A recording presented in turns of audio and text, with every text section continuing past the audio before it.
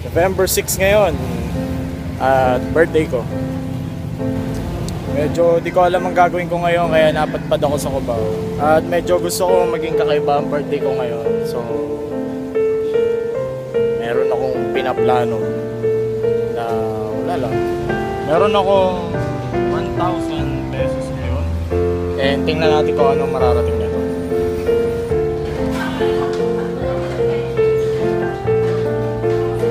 Maglalakad-lakad na ako ngayon. Maghahanap ng 20 taong mabibigyan ng McDo Burger.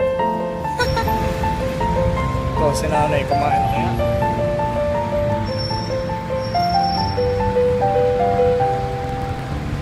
Nay, kumain na ba kayo?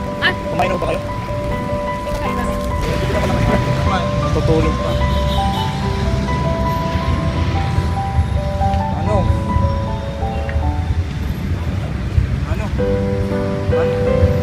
Sorry bibigyan ko lang kayo mga kain po. Sige po, sensya na ha. Sige po. Sige po. Ito. Yun ang ginagawang palatandaan sa kanya, pati yung mukha niya na bilog, tapos yung ilong niya parang kasi Sayaw ka lang ko kayo. Thank you po. Salamat. Sige po. Salamat ha. Manong tulog.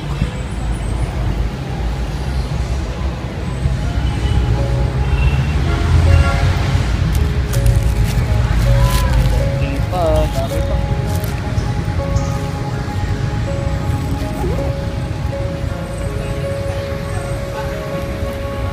Pagkain po. Sige po. Ba? Inumin. Wait lang po. Tabi. Kanina nasa Cubao ako ngayon. Nasa Katipunan na ako. Ayun o, NCDA. Hindi ko napansin. Layo ko na pala. Pero salamat sa Lord. Medyo pagod na ako. At nakakalahati pa lang ako. Pero masaya kasi bawat lakad mo. Tingnan nyo, nagsasampay oh. Sa Katipunan, bigyan natin ng mga kain.